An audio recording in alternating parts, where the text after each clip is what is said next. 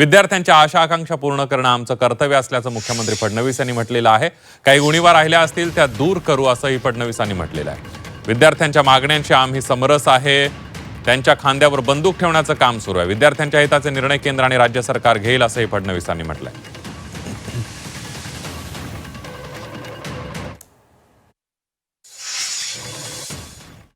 आपल्या देशाची बदनामी होणार नाही अशा प्रकारचा विचार केला पाहिजे।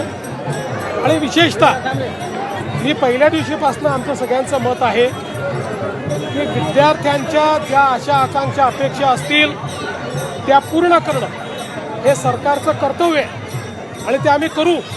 काही उणीवा राहिल्या असतील तर त्या उणीवा दूर होतील। फक्त त्यांच्या खांद्यावर बंदूक ठेवून काही लोक, विशेषतः काही राजकीय पक्ष ज्या पद्धतीनं कारभार करतायत ते काही योग्य असं माझं मत नाही। विद्यार्थ्यांच्या मागण्यांची आम्ही समरस आहोत आणि विद्यार्थ्यांच्या हिताचेच निर्णय हे केंद्रातलं आणि राज्यातलं सरकार घेईल।